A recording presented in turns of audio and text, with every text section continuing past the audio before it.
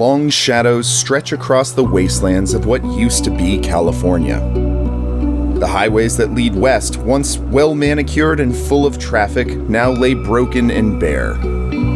Remnants of destroyed vehicles from a bygone era dot the sides of the roads, serving almost as makeshift mile markers. In the distance, a large, ominous city juts out from the coastline up into the sky. This is Night City.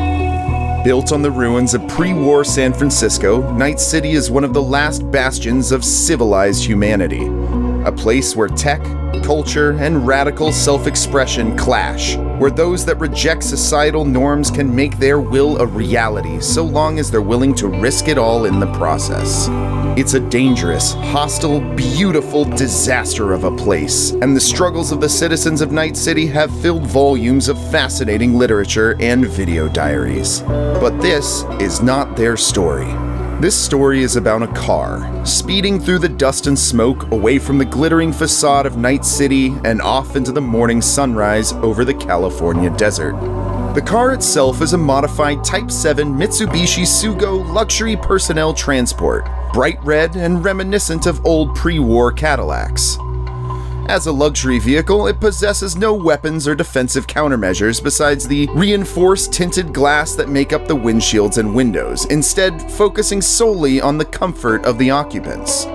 Its gyroscopic hydraulic systems absorb most of the bumps and cracks in the degraded road as it speeds along, giving any outside viewer the impression that the occupants are gliding effortlessly along this unforgiving terrain.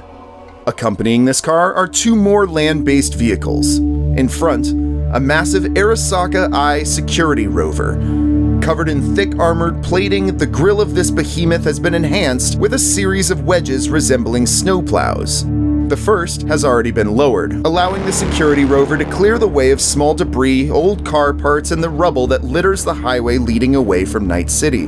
The second hangs ominously over the windshield of the armored vehicle, giving the appearance of an angled baseball cap made of 4 inches of thick, reinforced steel. Trailing behind the red luxury transport is yet another armored vehicle. This one is older, a 2028 IEC cargo transporter.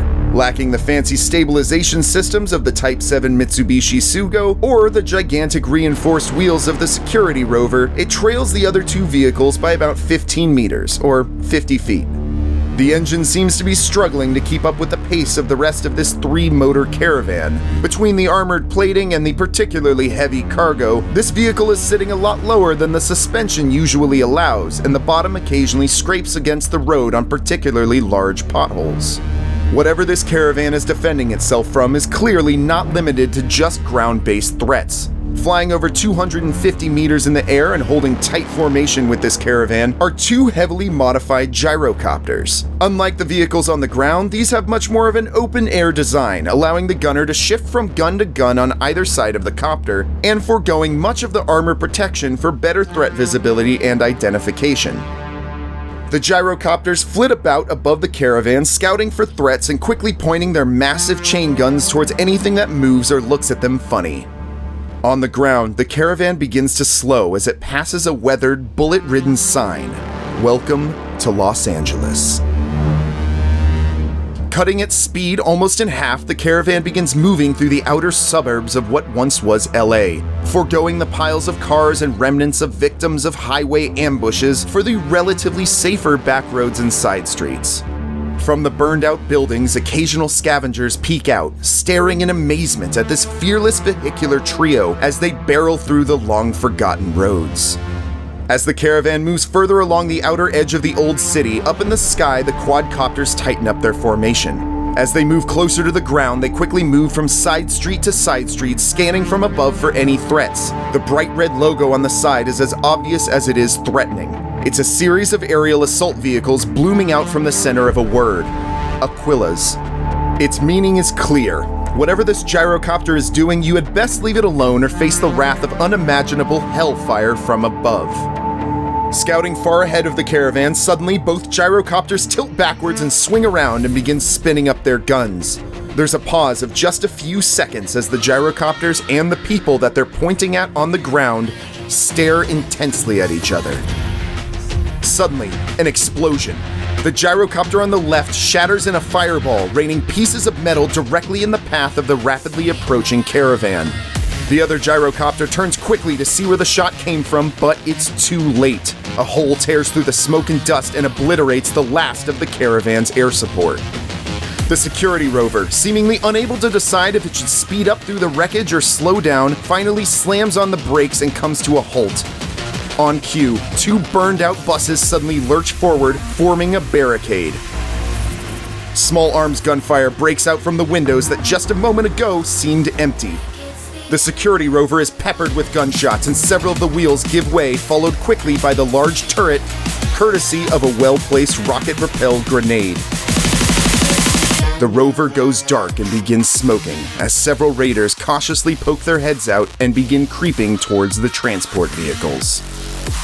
Suddenly, the driver's side door of the Type 7 Mitsubishi Sugo luxury personnel transport vehicle opens, and out steps a large, well-built man covered in expensive glowing cyberware. He pulls out a large caliber machine gun from the car and with several precise bursts, tears through 3 unlucky raiders in almost an instant.